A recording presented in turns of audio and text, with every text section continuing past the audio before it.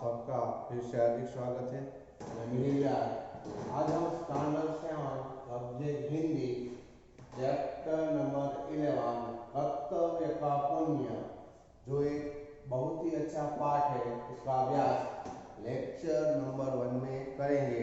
तो कृपया आप अपना पेरिनिकल पाठ्य पुस्तक निकालें और पेज नंबर 75 पर ध्यान दीजिए। तो आइए पढ़ते हैं स्टैंडर्ड 7 चैप्टर नंबर 11 कर्तव्य का पुण्य। तो सबसे पहले हम पाठ का परिचय प्राप्त करते हैं कि पुण्य क्या है और पाप क्या है। इस विषय पर प्रत्येक धर्म के अपने अपने मत है। पूजा पाठ करने अथवा दान दक्षिणा देने जैसे कार्यों को पुण्य का काम माना जाता है। पुण्य का फल पाने का सच्चा अधिकारी कौन है, यह इस कहानी में एक राजा, साधु और किसान के माध्यम से दर्शाया गया है। यह कहानी हमें संदेश देती है कि सद्भावना रहित कर्म का कोई लाभ नहीं होता। हमें अच्छी भावना से किए हुए कर्म से ही हमें लाभ मिलता है। इसलिए अच्छी भावना रखकर हमें कोई भी अच्छा कार्य करना चाहिए। हमें अपना कर्तव्य पूरी निष्ठा और ईमानदारी से निभाना चाहिए। यह संदेश सीख बोध हमें इस कहानी से मिलती है कि हमें अपना कर्तव्य पूरी निष्ठा और ईमानदारी से निभाना चाहिए। तो आइए पढ़ते हैं कर्तव्य का पुण्य पाठ। एक समय एक देश में 3 आदमियों की मृत्यु एक ही समय में एक साथ हुई। मरे भी वह एक ही तरह से। महल में राजा मर गया, झोपड़ी में साधु मर गया और खेत में किसान की मृत्यु हो गई। इन तीनों के प्राण सोते सोते ही निकल गए। राजा के मरने पर नगर में कोहराम मच गया, यानी शोर मच गया। कोहराम यानी शोर मच जाना।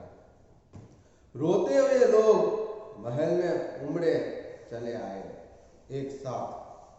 राजा पंडितों ने गीता रामायण का पाठ शुरू कर दिया। लोग मृत राजा के गुणगान गाने लगे। रोनियों के और रानियों के रोने पीटने से सारे का सारा महल हिल गया। राजा की शव यात्रा बड़ी धूमधाम से निकली। राजा ने अपने जीवन काल में ही अपनी स्मृति यानी याद के रूप में एक बड़ी सुंदर इमारत पहले ही बनवा दी थी, जिससे लोग सदा उस राजा को याद रखें।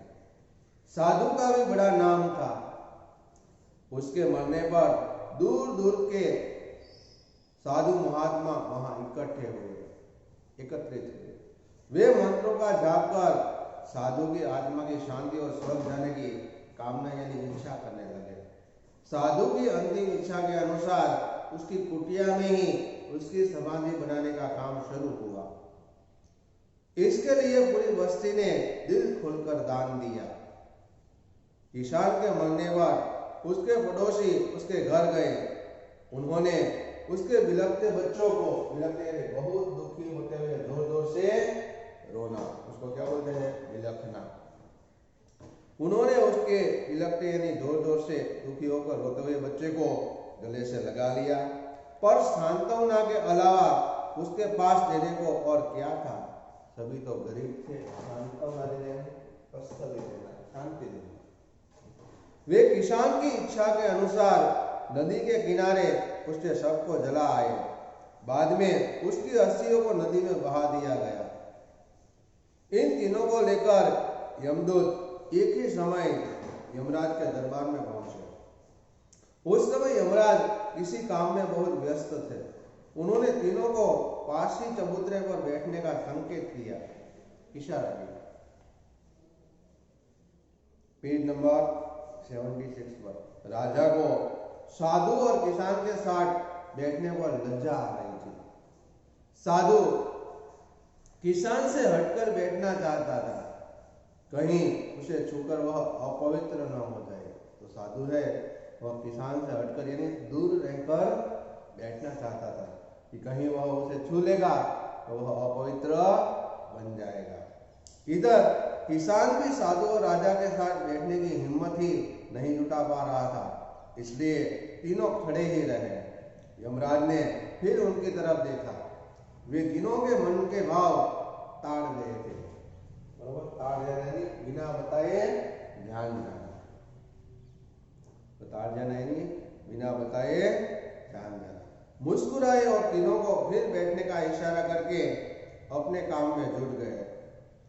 इस बार उन्होंने यमराज की आज्ञा का पालन किया और कोई चारा था भी नहीं। राजा मन मसोच कर किसान के पास बैठ गया। साधु भी मन में कुछ बुदबुदाता हुआ दूसरी ओर खिसक कर बैठ गया। मन में कुछ बोलता हुआ, बुदबुदा यानी मन में बातें करना। थोड़ी देर में यमराज ने काम बंद किया, उन तीनों की तरफ देखा। वे सोचने लगे, क्यों न आज यह देखे कि आदमी अपने कर्मों के बारे में खुद कैसे सोचता है। उन्होंने कहा, राजन, जीवन भर तुम दूसरों को फैसला सुनाते रहे। तुम बताओ, तुमने अब तक जो काम किए उनके अनुसार तुम्हें स्वर्ग मिलना चाहिए या नरक मिलना चाहिए? राजा बोला, यमराज, मैं क्षत्रिय कुल का हूँ। मैंने अपने राज्य का विस्तार किया, खूब दान पुण्य किया, धर्मशालाएं बनवाई, मंदिर बनवाए, देवी देवताओं की मूर्तियां सोने से मढ़ी। भगवान के धाम में मुझे एक स्थान मिलना ही चाहिए। यमराज ने अब साधु से पूछा, आप क्या सोचते हैं? आप किसके अधिकारी हैं? साधु ने उत्तर दिया, धर्मराज, मैं ब्राह्मण कुल में जन्म लिया है। मैंने धर्म और शास्त्रों का अध्ययन किया है, तीर्थ यात्रा की है, भगवान का नाम लेने के लिए मैंने संसार को छोड़ दिया है, त्याग दिया है, धर्म का प्रचार किया है, दिन रात पति तपावन यानी परमात्मा पवित्र ऐसा परमात्मा का नाम रटता रहा। बस उसके दर्शनों की कसर थी। अब वह समय भी आ गया, मुझे उनके धाम जाने से कौन रोक सकता है? यमराज ने अब किसान से प्रश्न करना चाहा, पर किसान तो पहले ही कांप गया और गिड़गिड़ाया। बेचारा कांप गया, नहीं डर जाना। प्रभु, मुझसे क्या पूछना? किसान का बेटा हूं, न शास्त्र पढ़ सका, न मंदिर बनवा सका, रात दिन बैलों के साथ खेतों पर जुटता रहा, भजन कीर्तन तक को समय न निकल सका, मुझे बोला स्वर्ग कहाँ? किसान ने ऐसा कहकर अपनी गर्दन यमराज के सामने झुका दी। Page number 77। यमराज कुछ क्षण के लिए सोचते रहे, फिर चित्रगुप्त से बोले, चित्रगुप्त, इन सबके कर्मों का लेखा जोखा पढ़कर इन्हें तुम बता दो। चित्रगुप्त ने अपने बही अपना खाता के पन्ने उल्टे और पलटे, ध्यान से सब कुछ पढ़ा। फिर राजा से बोले, राजा, राजा का असली कर्तव्य होता है प्रजा का पालन करना। आपने राज्य का विस्तार किया, यश अर्जित करने को, प्रजा के दुख हटाने को नहीं, यश अर्जित करने को, यश प्राप्त करने को, अर्जित करने नहीं, यश सफलता प्राप्त करने को, प्रजा के दुख को हटाने के लिए नहीं। आपने मूर्तियों को सोने से मढ़वाया और गरीब के बच्चे नंगे बदन घूमते रहे। नंगे बदन नहीं, नंगे शरीर, खुले शरीर।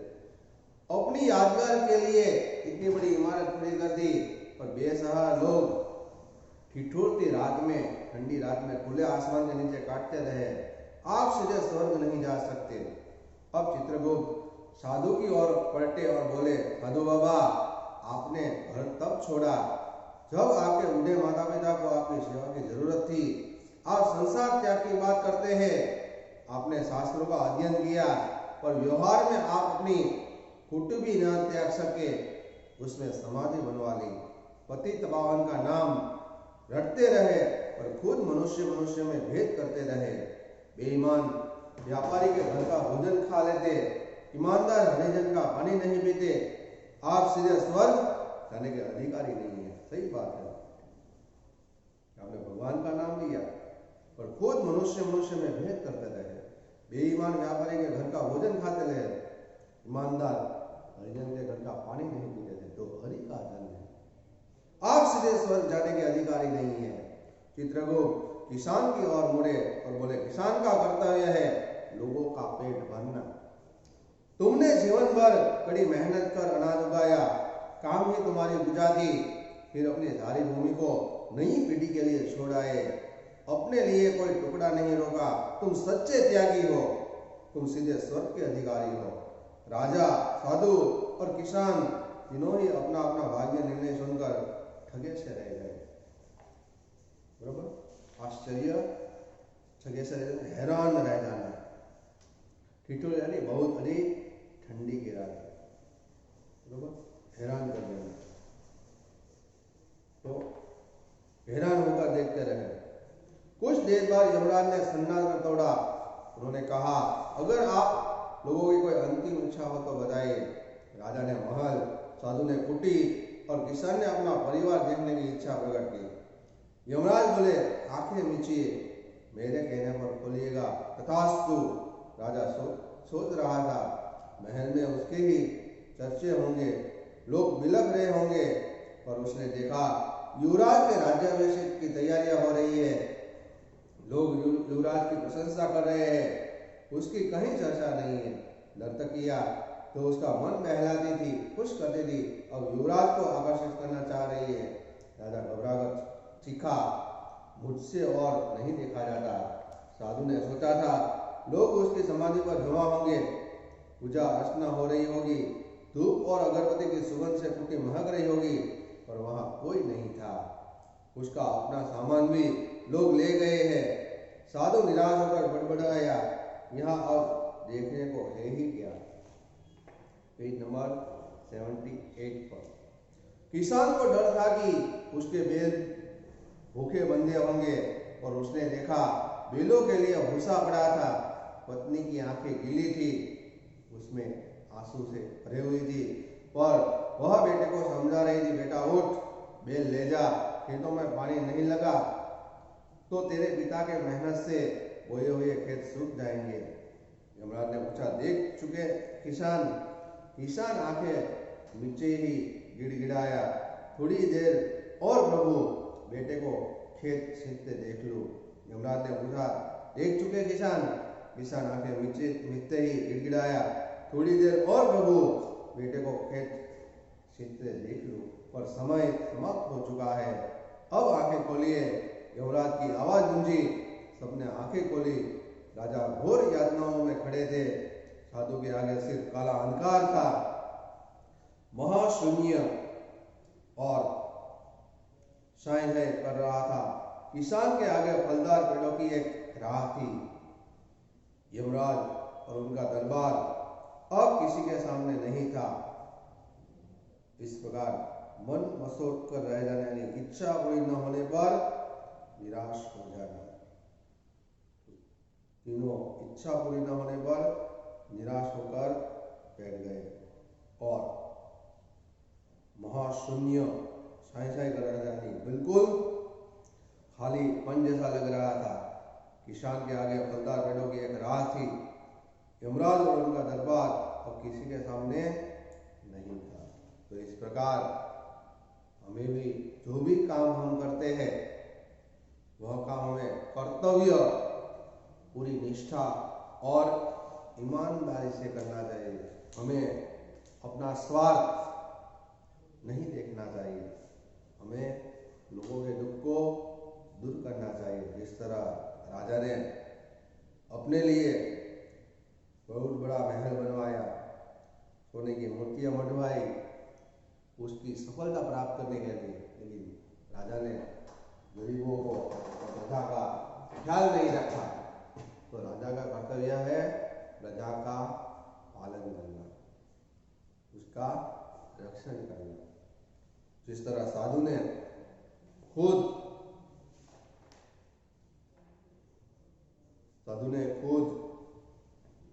बहुत बड़ा ज्ञान प्राप्त किया और उन्होंने माता पिता को जब उसकी सेवा की जरूरत थी उसको छोड़कर वह त्याग आया, और व्यवहार में उन्होंने अपनी कुटी भी ना छोड़ी और उसमें समाधि बनवा ली, और वह बेईमान व्यापारी के घर पर भोजन करता और गरीब हरिजन के घर पर पानी भी नहीं पीता था।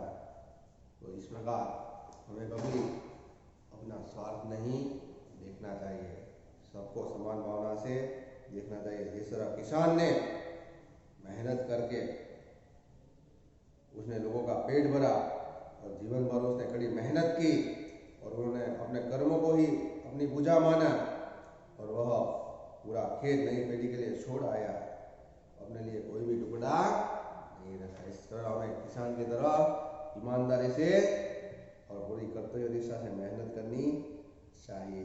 इस कहानी से कर्तव्य का पुण्य हमें तभी मिलता है जब हम दूसरों का दुख दूर करते हैं। तो यहाँ कुछ शब्दार्थ भी दिए हैं। कोहराम बसुर विखल जाना, बहुत दुखी होते हुए जोर जोर से रोना। सांत्वना तो तत्सली, ताड़ जाना तो बिना बताए मान जाना। अस्थिया तो हडिया, अर्जित तो प्रयत्न द्वारा प्राप्त करना। दूसरे भी शब्दार्थ पीछे दिए हुए हैं पेज नंबर 78 पर। चारा न होना तो कोई उपाय न होना, बुद्ध बुदा तो बहुत धीरे बोलना, बदन तो शरीर, धाम तो घर, ठगे से रह जाना तो हैरान रह जाना, ठिठुरती रातें, बहुत अधिक ठंडी रातें, यातना तो कष्ट, त्यागी तो त्याग करने वाला, तथास्तु तो जैसे कहा वैसा हो, महाशून्य तो बिल्कुल खाली मन, मन मसक कर रह जाना, इच्छा पूरी न होने पर निराश हो जाना। तो इस प्रकार अब हम प्रश्नोत्तर मौखिक अभ्यास कार्य में आप कृपया अपने नोट्स निकालें और उसमें प्रश्नोत्तर मौखिक जो पेज नंबर 79 पर दिया हुआ है उसका हम अभ्यास करते हैं। तो कृपया अपनी हिंदी की नोटबुक निकालिए।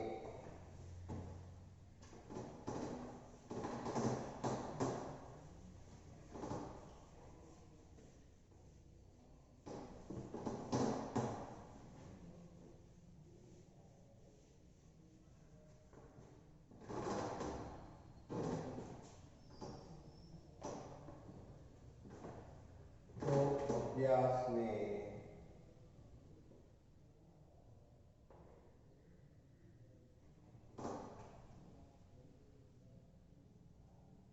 प्रश्नोत्तर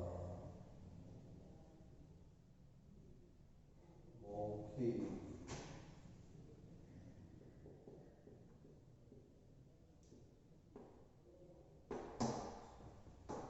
तो सबसे पहला है डायरेक्ट फर्स्ट का मैं आंसर लिख रहा हूं।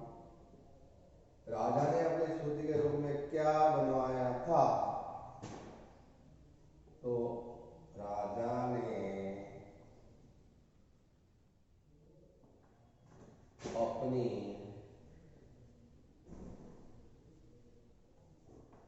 स्मृति के रूप में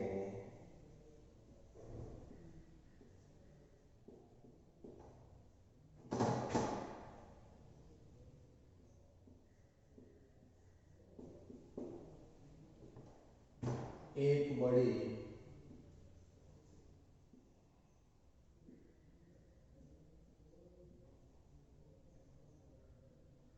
इमारत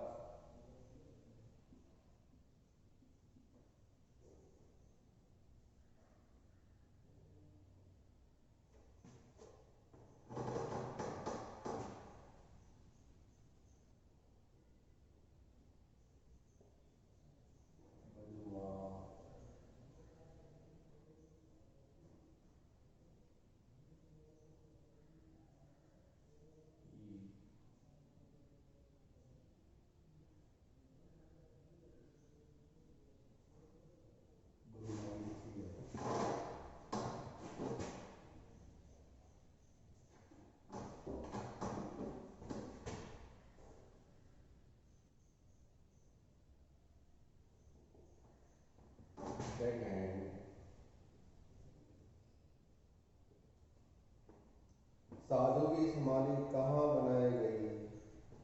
तो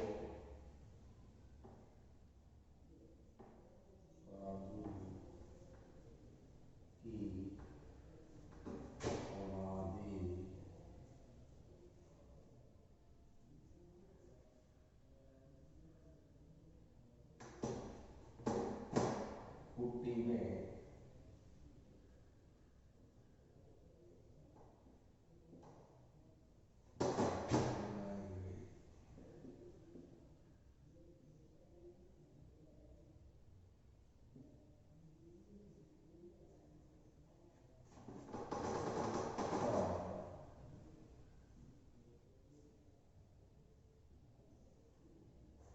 साधु किसान से हटकर क्यों बैठना चाहता था?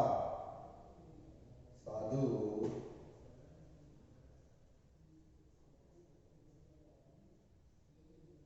किसान से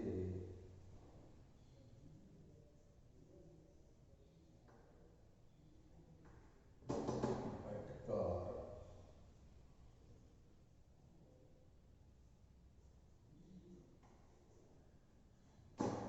बैठना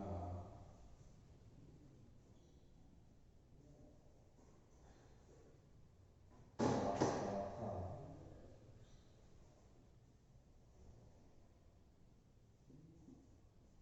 क्योंकि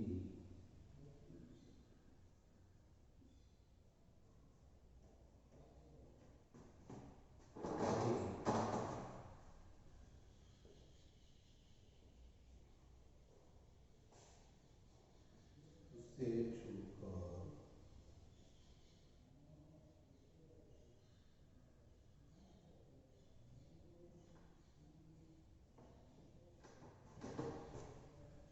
वह अपवित्र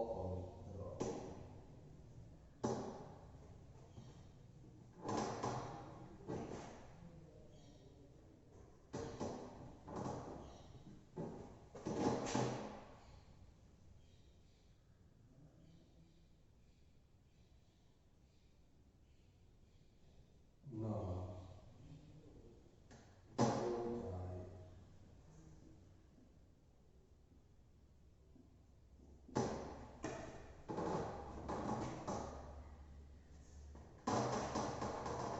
Note down this children.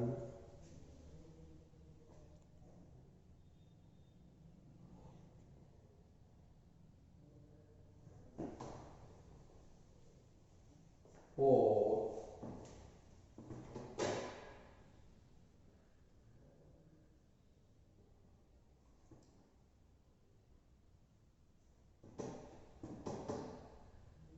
राजा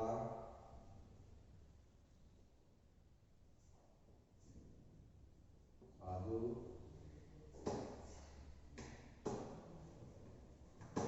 और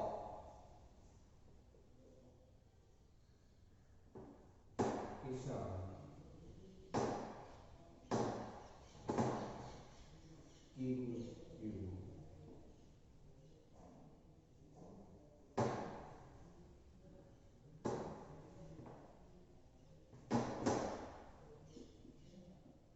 एक ही समय पर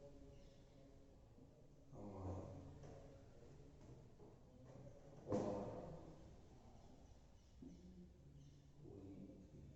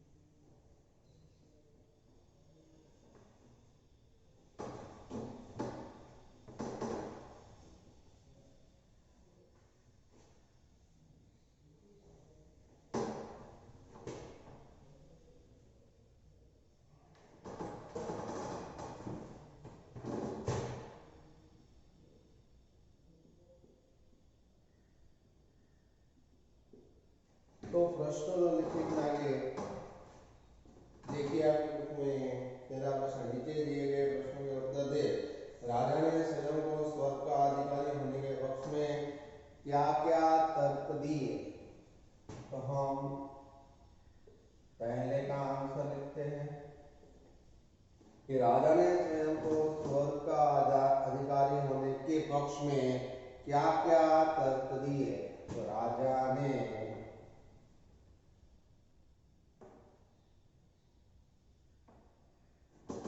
कहा कि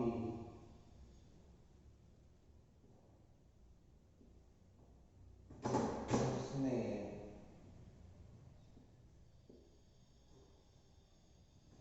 अपने राज्य का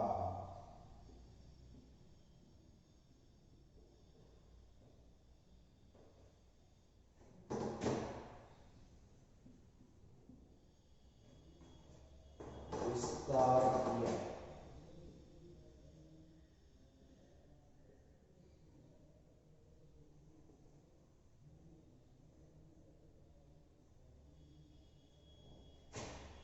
विस्तार किया।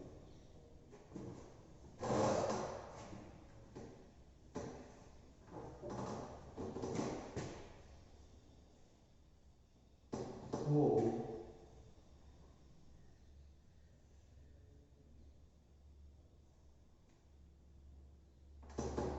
दान पुण्य किया।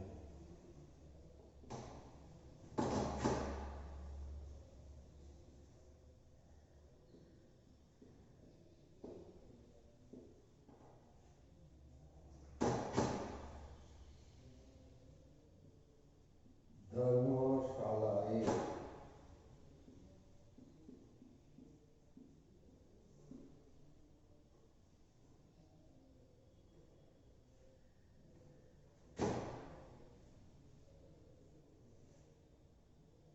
बनवाई।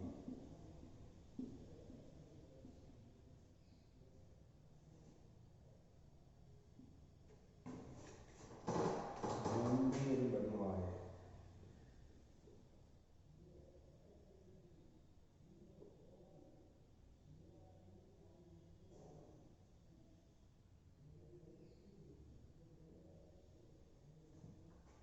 और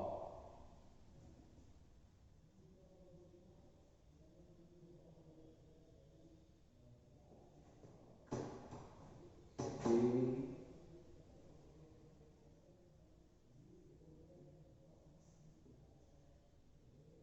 देवता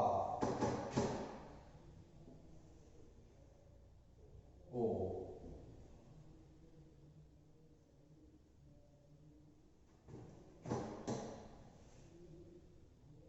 की मूर्तियां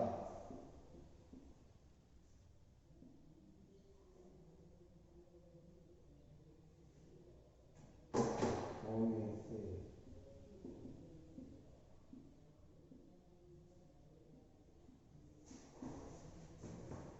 मरी।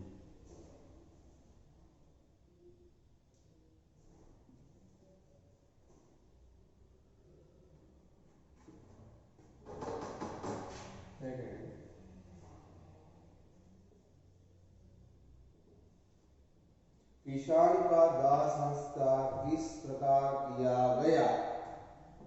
तो किसान के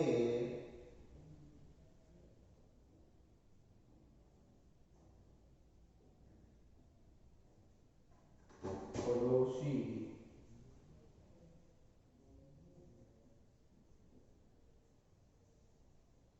उसकी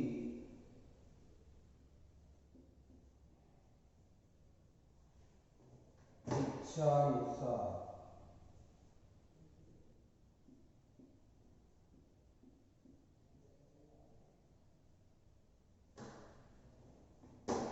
नदी के किनारे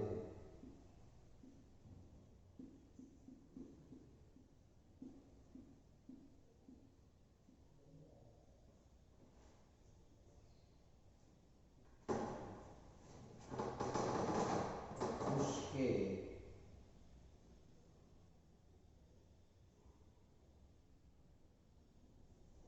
सबको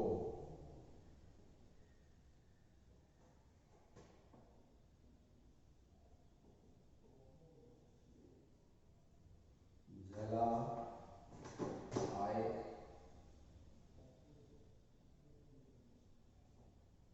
बाद में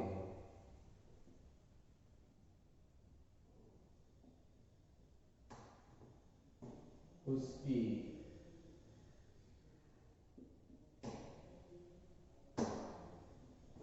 अस्थियों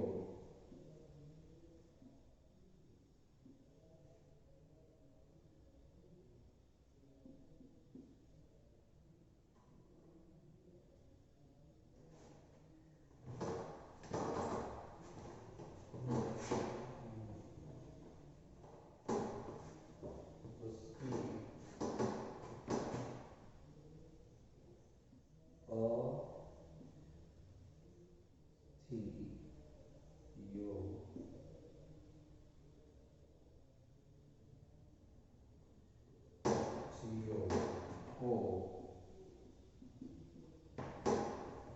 नदी में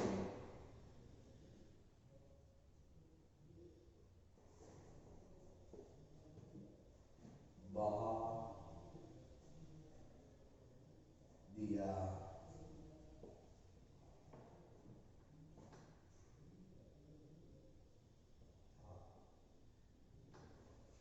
Note down this question answer.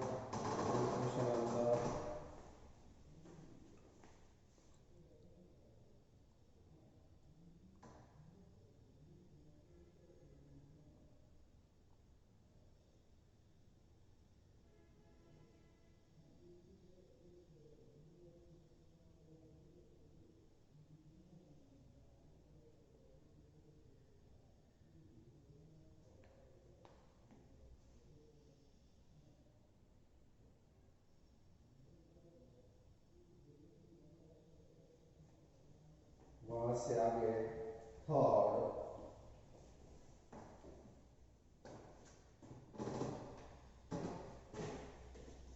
Question number third.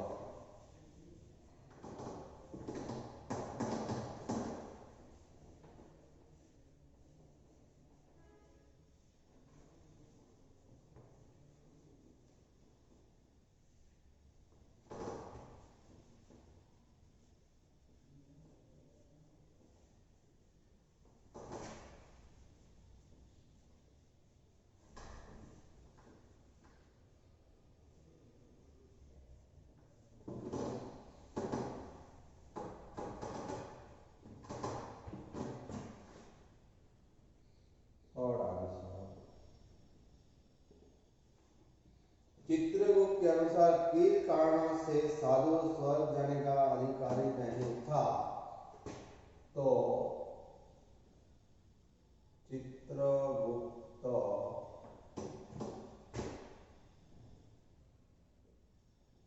ने कहा कि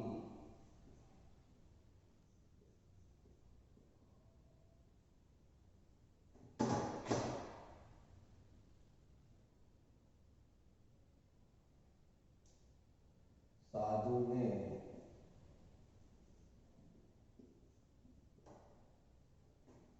तब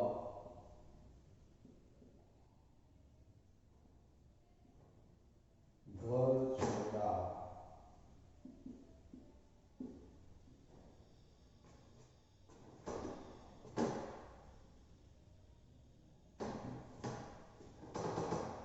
जब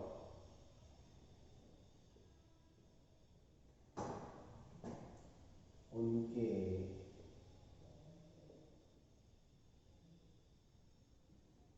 बूढ़े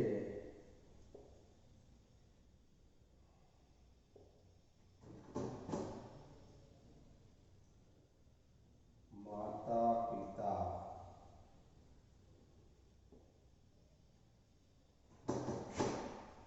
को उनकी सेवा की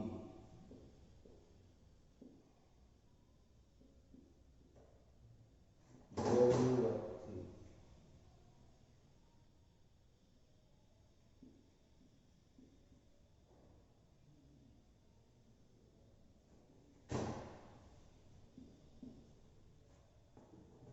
उन्होंने,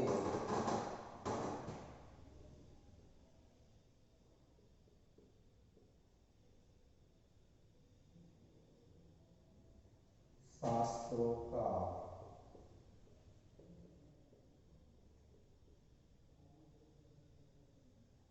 शास्त्रों का अध्ययन किया,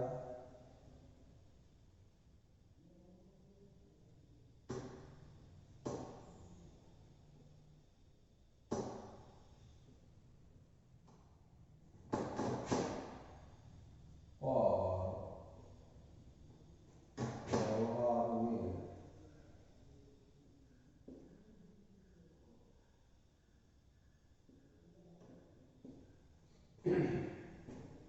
वे अपनी कुटीरी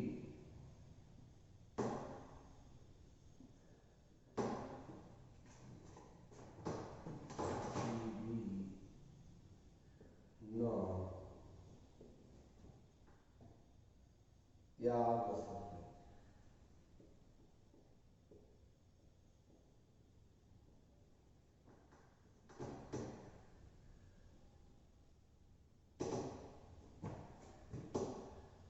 उसमें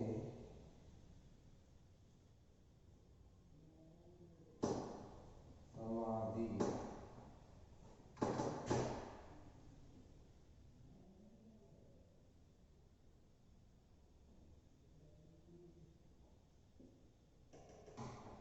बुद्धवादी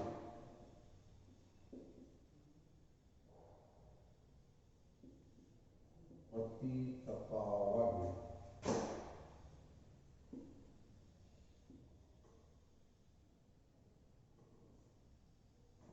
का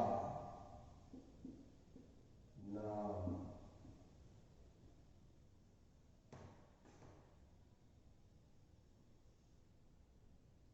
रटते रहे।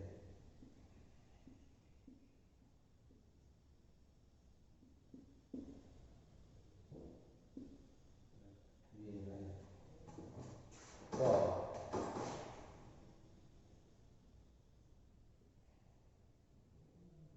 खुद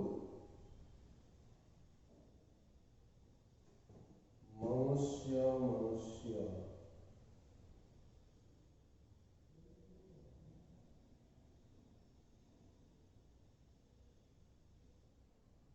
मनुष्य मनुष्य में ये करते रहे।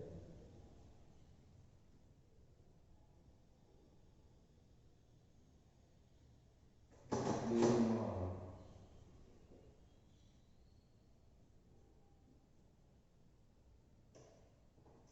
व्यापार के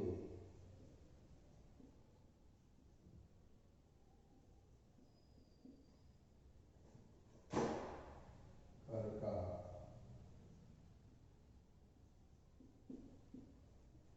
भोजन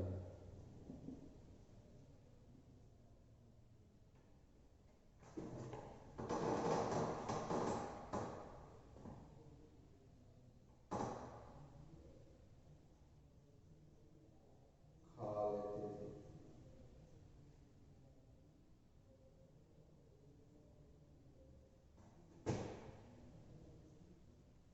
ईमानदार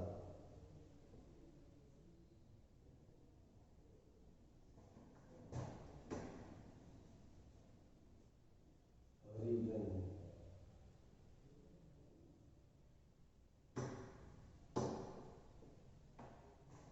पानी नहीं पीते।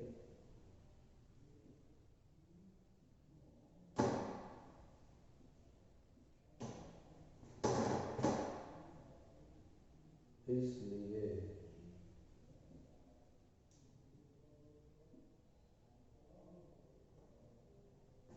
वे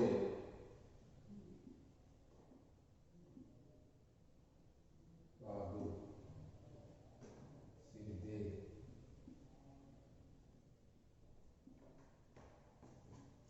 स्वर्ग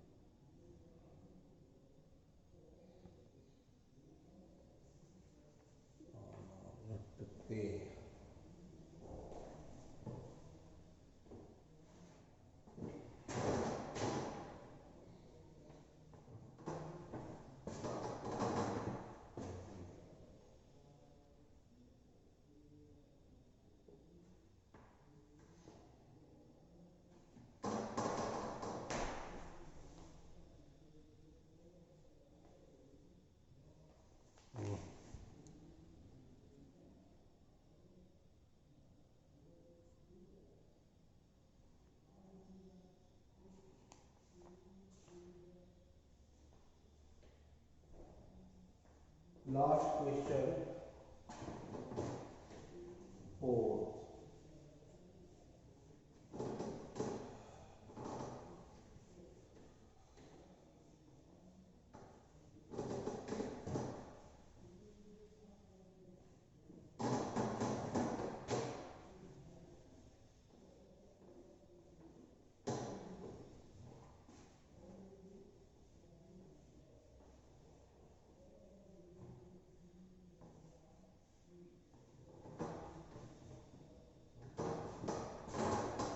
राष्ट्र है किसान की पत्नी बेटे को क्या समझा रही थी? और आंसर तो किसान की पत्नी अपने बेटे से कह रही थी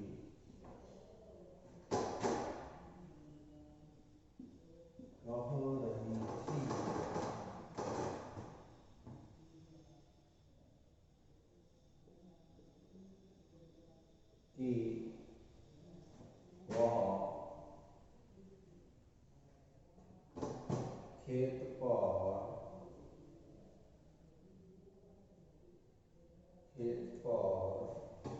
बैल ले जाए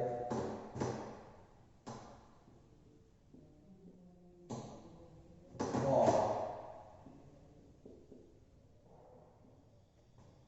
खेतों में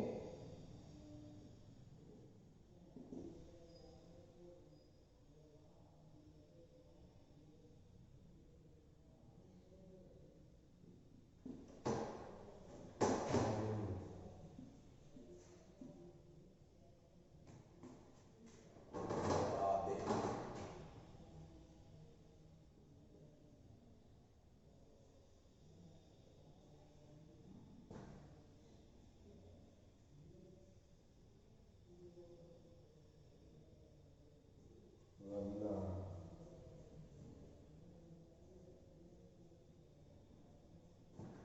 इसके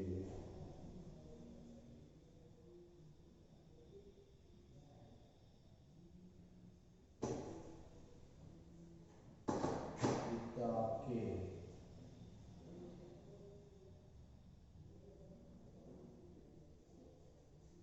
मेहनत से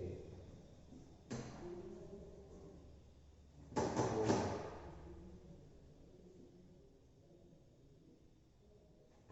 खेत सूख जाएंगे।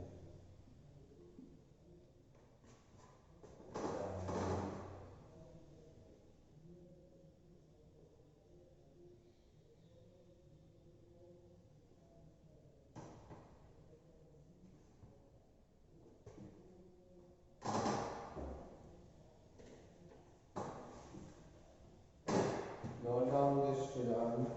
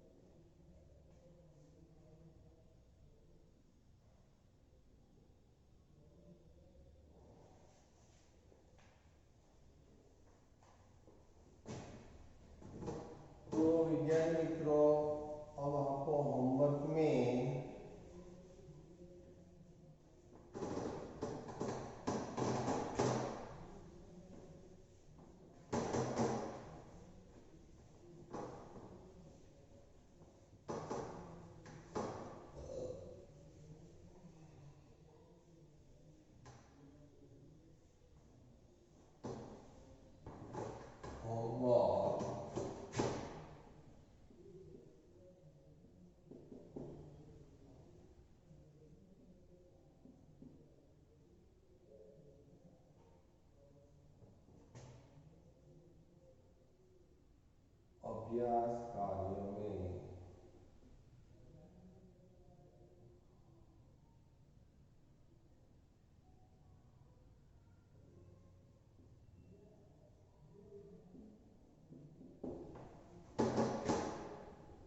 प्रश्नोत्तर।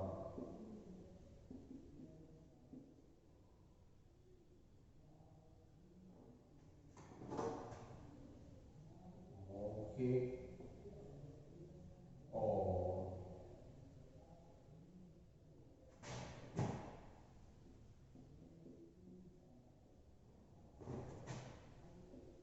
लिखित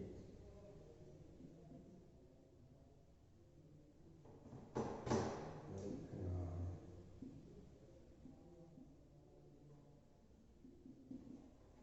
तो होमवर्क में आपको अभ्यास कार्य में प्रश्नोत्तर मौखिक और लिखित लिखना है। अस्तु, लेक्चर 2 में अभ्यास कार्य में हम आगे लिखेंगे। अस्तु, नेक्स्ट पीरियड में मिलेंगे। Note down this homework.